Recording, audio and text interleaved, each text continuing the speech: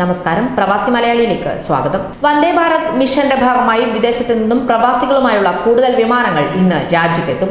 ലണ്ടനിൽ നിന്നുള്ള വിമാന സർവീസിന് ഇന്ന് തുടക്കമാകും. ഇന്ത്യൻ സമയം വൈകുന്നേരം 4:30 ലണ്ടനിൽ നിന്ന് തിരിക്കുന്ന വിമാനം ഞായറാഴ്ച പുലർച്ചെ 1:30 മുംബൈ വിമാനത്താവളത്തിലെത്തും.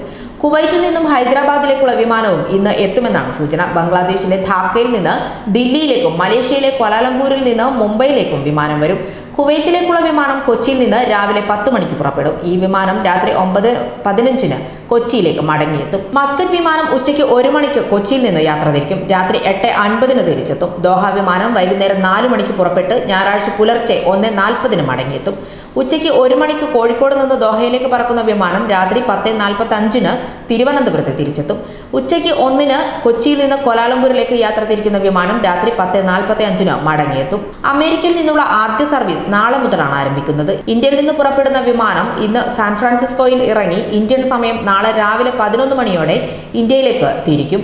അതേസമയം അമേരിക്കയിൽ കുടുങ്ങിയ മലയാളികൾ ഉൾപ്പെടെയുള്ളവർക്കായി ബംഗളൂരുവിലേക്ക് ഒരു സർവീസ് കൂടി വേണമെന്ന ആവശ്യവും ഇതോടൊപ്പം തന്നെ ശക്തമാകുകയാണ്. ഗൾഫിൽ നിന്നും കേരളത്തിലേക്ക് ഇന്ന് 3 വിമാനങ്ങളാണ് സർവീസ് നടത്തുന്നത്. കുവൈറ്റ്, മസ്കറ്റ്, ദോഹ എന്നിവിടങ്ങളിൽ നിന്നാണ് പ്രവാസികളെ കൊണ്ടുവരിക.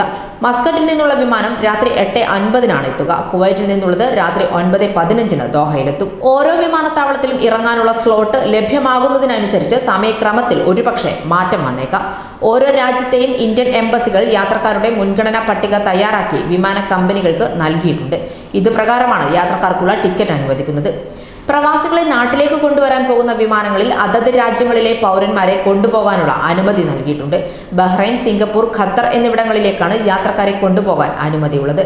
ബഹ്റൈനിലേക്ക് അവിടുത്തെ പൗരന്മാരെയും പെർമനന്റ് വിസയുള്ള ഇന്ത്യക്കാരെയും കൊണ്ടുപോകാൻ അനുമതിയും നൽകിയിട്ടുണ്ട്.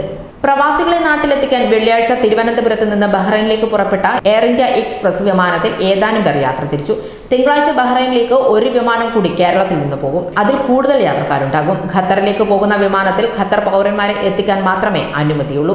സിംഗപ്പൂരിലേക്ക് പോകുന്ന വിമാനത്തിൽ സിംഗപ്പൂർ പൗരന്മാർക്കും പെർമനന്റ് റെസിഡന്റ് വിസയുള്ളവർക്കും ലോങ് ടൈം പാസ് ഉള്ളവർക്കും നിബന്ധനകൾക്ക് വിധേയമായി യാത്ര തിരിക്കാം. 12-നാണ് സിംഗപ്പൂരിലേക്കുള്ള സർവീസ്. കൂടുതൽ പ്രവാസി വാർത്തകൾക്കായി ഈ ചാനൽ സബ്സ്ക്രൈബ് ചെയ്യുക.